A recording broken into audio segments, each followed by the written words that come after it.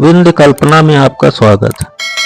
मित्रों, श्लोक 10-11 में दुर्योधन भीष्म पितामह को सबसे श्रेष्ठ बताकर सभी से कहता है कि आप पितामह का सहयोग करें। दुर्योधन के मन में अपनी जीत को लेकर हर्ष है। आइए अब चलते हैं श्लोक 12 पर।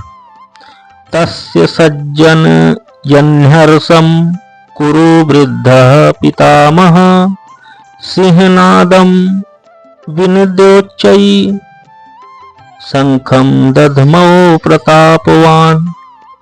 कुछ संस्कृत शब्दों के अर्थ समझिए। तस्य यानी उसका, सज्जन यानी बढ़ाते हुए, विनद्य गरज कर, उच्चई यानी उच्च स्वर से, दध्मौ यानी बजाया, प्रतापवान यानी बलशाली।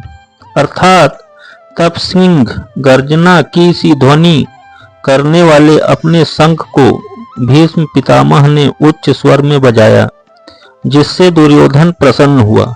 आइए थोड़ा गहराई से समझते हैं। इस श्लोक में भीष्म पितामह को वयोवृद्ध परम प्रतापी की संज्ञा दी गई है। मतलब परम प्रतापी तो हैं पर वृद्ध हो चुके हैं। तो वयोवृद्ध पितामह दुर्योधन के मन के भाव को समझ गए और स्वभाव से दयालु पितामह ने दुर्योधन को प्रसन्न करने के लिए बहुत ऊंचे स्वर में अपना शंख बजाया, जिसकी गर्जना सिंह के समान थी। अप्रत्यक्ष रूप से शंखनाद के माध्यम से उन्होंने दुर्योधन को बताया कि उन्हें युद्ध में विजय की उम्मीद तो नहीं है, क्योंकि दूसरी ओर परमात्मा कृष्ण है। फिर भी सेना नायक होने के नाते युद्ध का मार्गदर्शन करना उनका कर्तव्य था और युद्ध में अपनी ओर से भीष्म पितामह कोई कसर नहीं छोड़ना चाहते थे। अब हम चलते हैं श्लोक 13 पर। ततः शंखाश्च भैर्यश्च पणवानक गोमुखाः सहसैवाभ्य हन्यन्ते सशब्दस्तु मूलोऽभवत्।